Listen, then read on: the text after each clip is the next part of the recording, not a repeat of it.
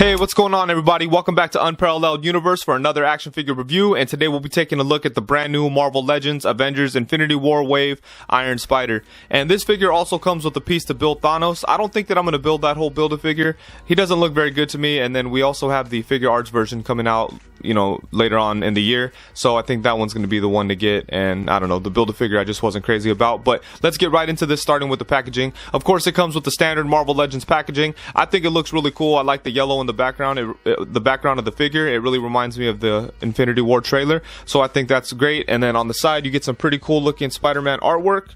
And then of course on the back of the packaging you get a look at the figure, and then you see all the other figures in the wave that it takes to build Thanos. And as always, I'm a fan of the packaging that Hasbro uses. It's cool that you could take the figure out and put it back in if you like. The only thing that sucks about that is that it makes it easy for people to, you know, figure swap, and that really sucks. But anyways, let's get into the figure here. So with this figure right out of the packaging, I was both impressed and really disappointed. I was really impressed with how good the figure is and how well it's made. I love all the details on him. The articulation is nice, but I was really disappointed by the lack of accessories. He pretty much has nothing. He only has a Build-A-Figure piece, and that's it. No accessories for Spider-Man himself. So that's a little bit disappointing, but let's get into this guy, starting with the articulation. His head is able to move side to side.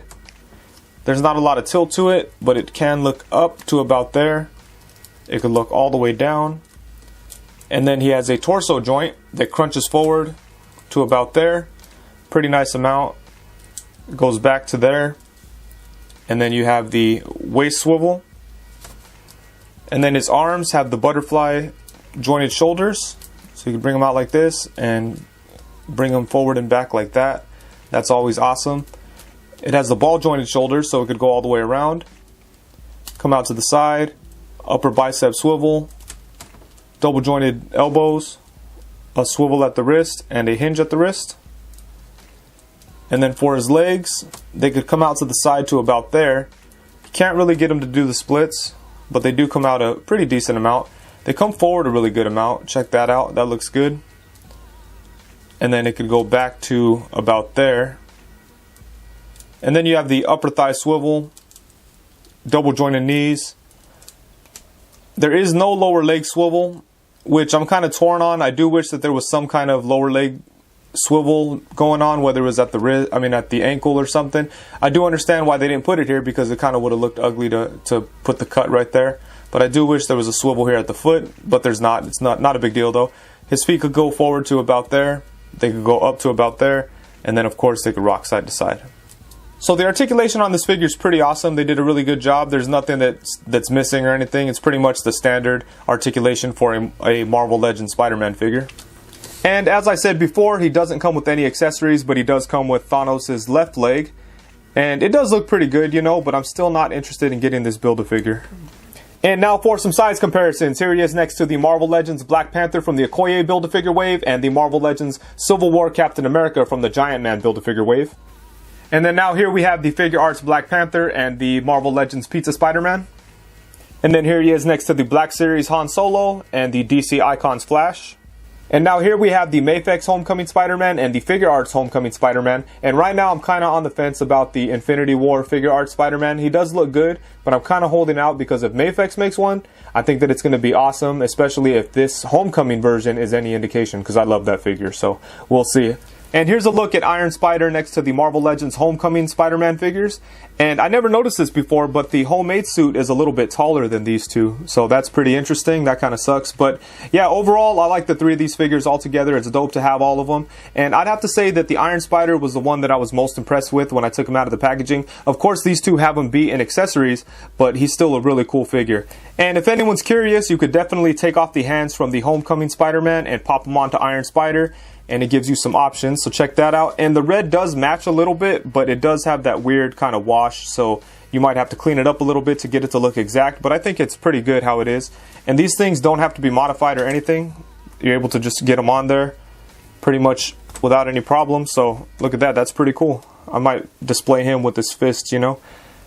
And as for the sculpting on this figure, Hasbro really did an amazing job. Everything that you see is sculpted. There's nothing on here that just painted on. All of these details you could feel, actually. I love the way that the Iron Spider logo looks. It looks awesome. I feel like this is the first close look that we've gotten of this costume, and it really makes me appreciate it, because all this looks really, really awesome. And you can see all through here, there's like detailed patterns. It's all sculpted. And then down here, you could even see that the tech lines are sculpted. On the Homecoming version, they were just painted on, as you could see here. And I think it's awesome that they went above and beyond with this new version and went ahead and sculpted it. So that's really dope. And then check it out down here. All these details you could feel. Check out the arm, has the same pattern throughout the whole thing. Everything looks awesome on this guy. Check it out. Even on the back, you get some sculpted details, and it also has like a reflective kind of like quality to it. It almost looks like it's metallic, and I think that's awesome. That's why you're getting such a reflective glare kind of. It looks like it's metallic, so it's really cool. Check that out. On the head, some of the details aren't as apparent because there isn't really too much paint work on the lines, so you can't really see the spider lines, you know. But that might be accurate to how he looks in the movie. Maybe you can't really see the lines there. It's been kind of hard to tell so far, but yeah, check it out. I love what they did here.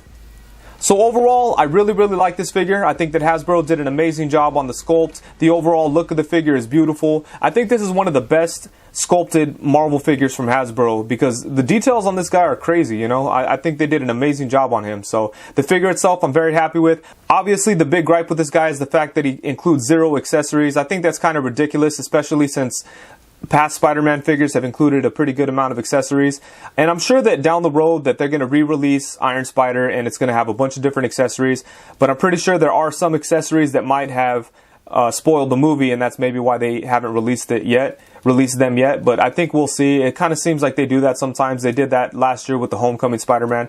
You know, they had the Homecoming Spider-Man in the regular wave, and then they released the 2-pack that came with an extra head. So I'm sure they're going to do something like that here. I don't know though, I'm just guessing.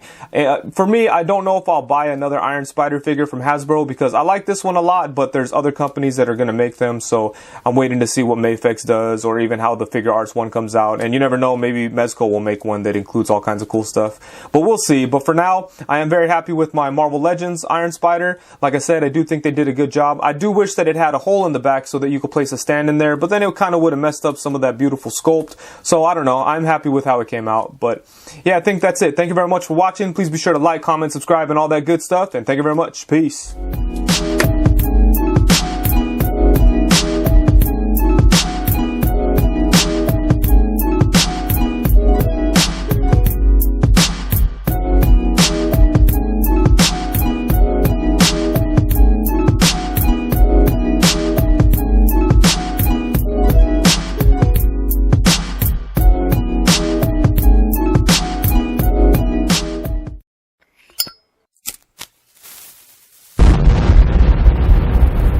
Crispy.